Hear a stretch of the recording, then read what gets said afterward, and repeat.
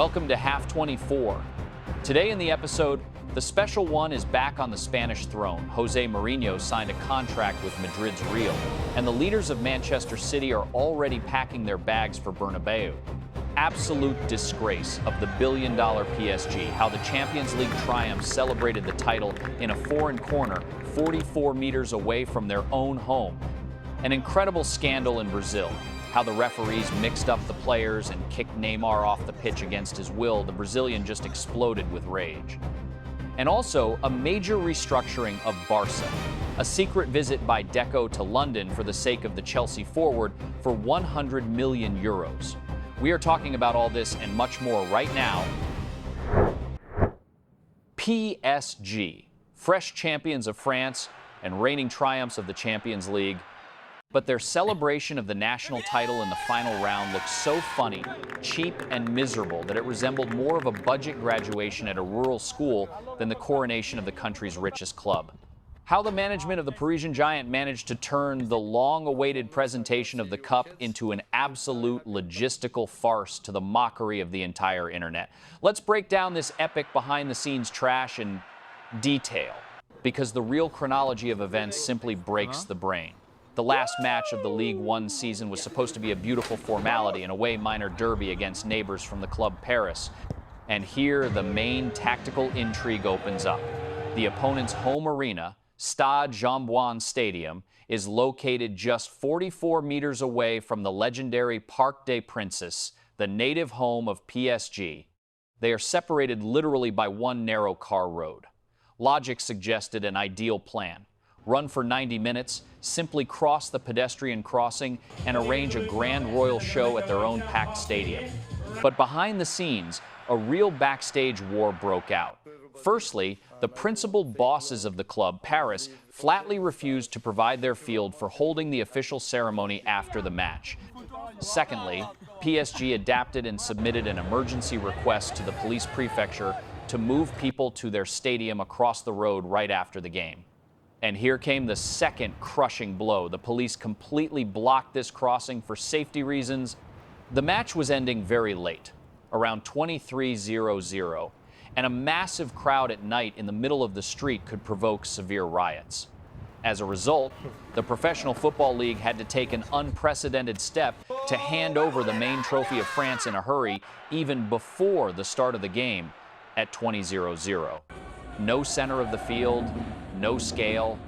PSG players were brought out for a warm-up 30 minutes before the match, driven into the corner of the Stade Jean-Bouin Stadium, right in front of the away section fence, and in a hurry, like at a train station, presented the cup on a tiny podium squeezed between McDonald's billboards.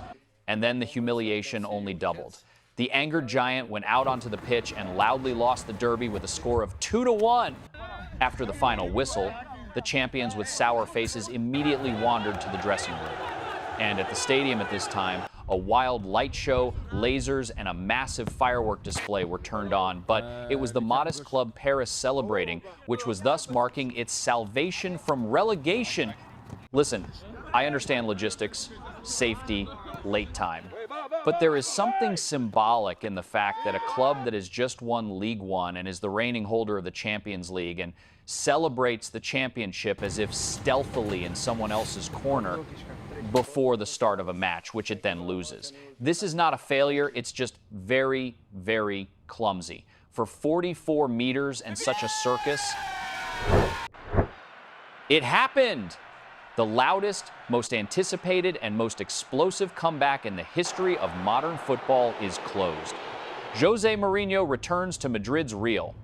No more rumors, doubts, or backstage assumptions of the media. The special one is ready again to take his rightful throne at Santiago Bernabeu and arrange a total tactical revolution from which the whole of Europe is already shaking. Let's look at the facts. All conditions between the Portuguese tactical genius and the management of the Royal Club are fully agreed upon. The new deal is calculated until 2028, which clearly points to a long-term, monumental project of a major restructuring of Madrid. The club bosses decided to withstand an ideal theatrical pause. Jose will be announced officially immediately after the end of the match between Real and Athletic from Bilbao. And Mourinho himself is already actively forming the transfer list for this summer. Therefore, the return of Jose to Madrid is the most powerful step towards the return of ironclad discipline and pragmatic dominance. Mourinho clearly has unfinished business at Bernabeu, and get ready, friends. Ahead of us wait fiery press conferences, fierce backstage wars, and the construction of a new invincible fortress. And how do you like such an epic return of the special one, friends? Do you believe that Jose will conquer Spanish football again? The grand return of Jose Mourinho to Santiago Bernabeu instantly launched a wild domino effect across Europe, and the first destructive wave has already hit Manchester. While the management of Manchester City is completely calmly keeping a fully agreed 3-year contract with Enzo Maresca in the drawer, the leading stars of the team still started secret preparations for evacuation from the Etihad. The first superstar escapee who is ready to blow up the summer transfer market could be the Croatian defender Josko Gvardiol. According to a fresh and hot inside from the authoritative Spanish publication Diario AS, the special one personally demands to take the Croat to Madrid. Let's look at the facts of this transfer bomb. Real Madrid was passionately interested in Gvardiol since the days of his performances for Dinamo Zagreb and the German Leipzig. However, in 2023, Madrid lost the financial race, and the Croat moved to Manchester for a staggering 90 million euros. Now, with the official return of the Portuguese boss, the Royal Club has an ideal chance for a full revenge. The defender's agents are already actively probing the European market behind the scenes, and Josko himself clearly let them know a move under the leadership of Jose is his most desired priority. Why exactly now, when the question of Pep's successor is practically closed? Smart players perfectly understand that replacing the main architect of the system will in any case lead to a global formatting, and no one wants to risk their career during a major restructuring. From Madrid's side, the logic is also ironclad. Mourinho begins his new Madrid stage strictly with a capital overhaul of the defensive line. Mickey van de Ven, Leo Ordóñez, and Nathan already figure on the Portuguese's shortlist. But Gvardiol, with his experience and unique versatility, is 3 heads higher in class. The Croat's current contract with the Citizens is calculated until 2028, and there are no official legal negotiations between the clubs at this stage yet. However, for Manchester City, this sale could be fatal. The club is already on the verge of a serious defensive crisis. John Stones and Manuel Akanji are already leaving the team, and Nathan Ake is expected to exit in the near future. Selling Gvardiol in such a situation means being left without defense for the new season. Of course, this could be a classic tactical move by agents to throw a loud name into the media ether in time to beat out improved conditions in Manchester. But there is one critical nuance. When Pep leaves the team, the rules of the game change automatically. Players always vote with their feet. And if Josko Gvardiol sees that the era of his mentor has come to an end, then one definitely shouldn't be surprised at his glances towards Madrid and the tough defensive system of the newly minted helmsman of the Whites. For real, this will be an epic demonstration of strength. The fourth official raises the board. On at number 10, Neymar looks, doesn't understand, walks onto the pitch. The referee stops him, yellow card. And Neymar leaves from a match he didn't even intend to leave. Brazil, I love you. Here is what happened, honestly. Neymar was receiving medical assistance on the sideline. His calf ached when the fourth official raised the board with his number. Santos planned to replace Escobar, number 31, not the number 10. Neymar didn't even know he was officially replaced. He was waiting for permission to return to the pitch until he realized the game had already resumed without him. When he approached the referee to ask what was happening, he heard a genius line. "Who is in charge here? Me. You are already out. Go away." And then the best part. Neymar himself explained the situation. At first, he wanted to come off due to pain, but then Escobar also twisted something, and Neymar changed his mind, said he could play on. Confusion and communication between the staff and the fourth official, and that's it. The machine is launched. The referee wrote in the protocol that assistant coach Cesar Sampaio twice confirmed the substitution both verbally and with gestures, and then handed over a piece of paper with a completely different number. That is, it seems everyone got confused at once. Várzea premium, as they would say in Brazil. And now the context that makes it even sharper. This was Neymar's last match before the official convocation to the national team for the World Cup soon. Ancelotti announces the list. And instead of playing a full match and making an impression, a yellow card, 65th minute, 0-3. Santos remains in 16th place with 18 points, right next to the relegation zone. Neymar asked after the match, if there is VAR to correct referee errors, why can't this be corrected too? Logical. But there is also another side. If your staff mixes up numbers on a piece of paper, this is no longer a referee problem. It's yours. One way or another, it looked equally ridiculous. A club in the relegation zone, a star with a yellow card, a score of 0-3. Ideal preparation for the World Cup.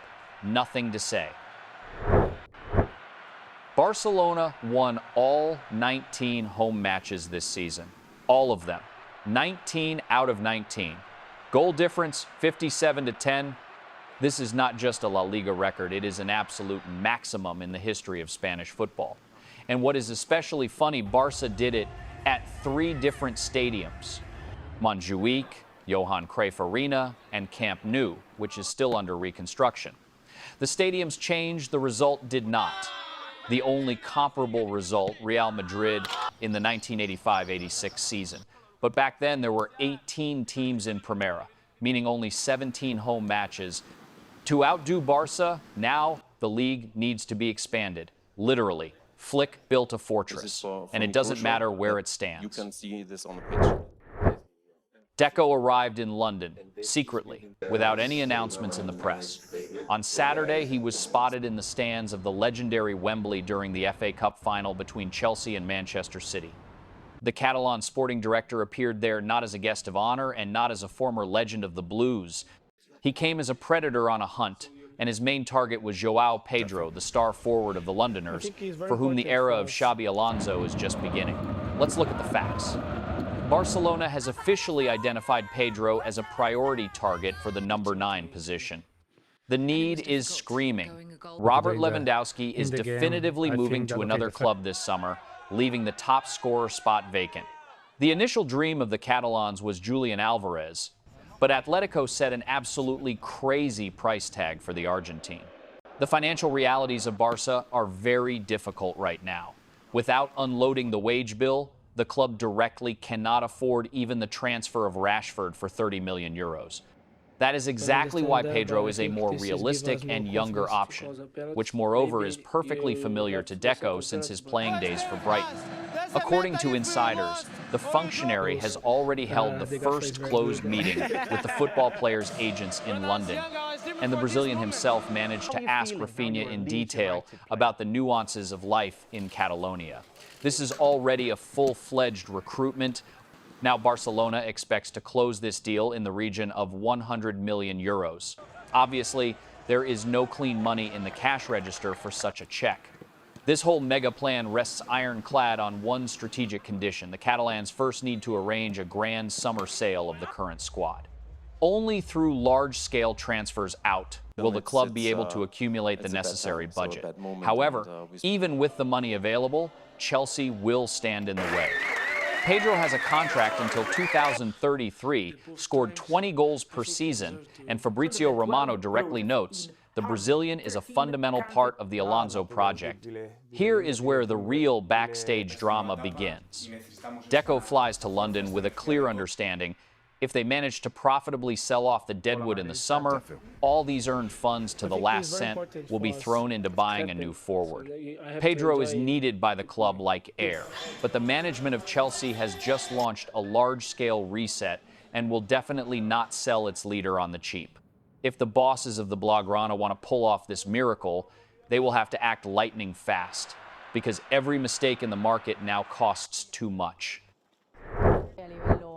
And right here, we approach the main transfer paradox of Catalonia. For several months in a row, Deco methodically and quietly built another big deal regarding the defender Alessandro Bastoni. All behind the scenes, negotiations were closed, and the financial plan was completely ready. And right at the moment when it remained to simply press the green button and put signatures, Hansi Flick walks into the office and says a tough, wait. The main blocker of the Italian defense star's transfer was his own head coach, one by one. Bastoni for months led the short list of defensive targets of the Blaugrana. And here the financial puzzle just clearly coincided with the current strategy of the club. Milan's Inter asked for about 70 million euros for its leader. Deco planned to completely cover this sum through the first wave of the summer sale of players. The money for the defender was laid down in the budget as a priority. But now, stop. As reported by journalist Matteo Moretto, the German specialist expressed serious doubts about this transfer.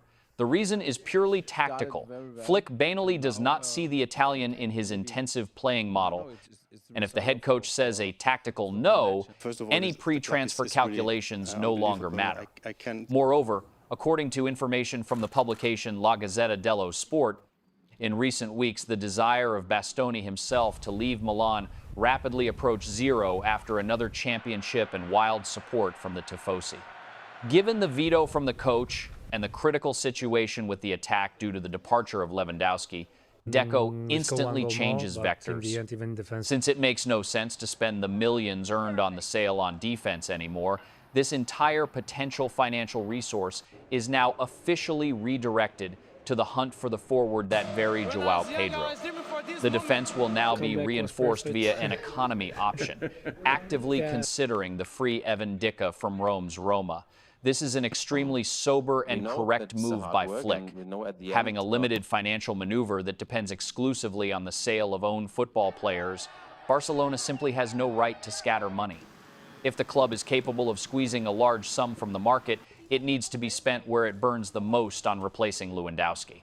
Flick stopped the expenditure of 70 million euros on a player he is not sure about in time and forced Deco to direct all resources to the attacking line. Now, the main thing is for this bet on a complete restructuring of the budget to justify itself. Because after the exit from the Champions League, the management simply has no right to another mistake.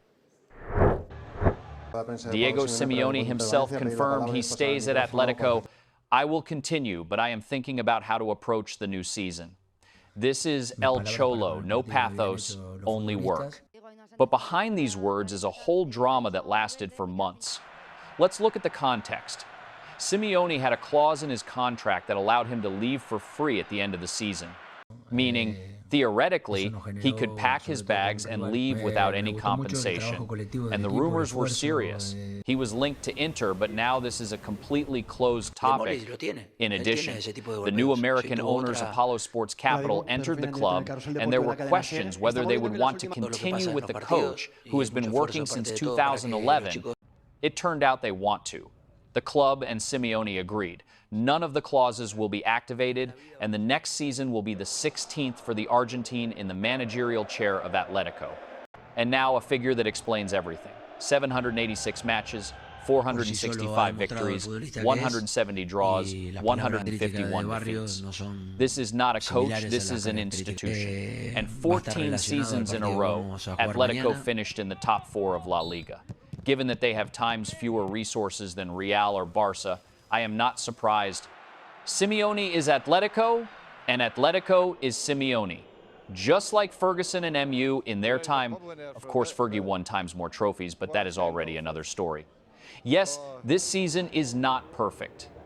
But to replace the person who turned the club into a regular top-level player and find someone better, it is almost impossible. The new owners understood this quickly, and they did the right thing.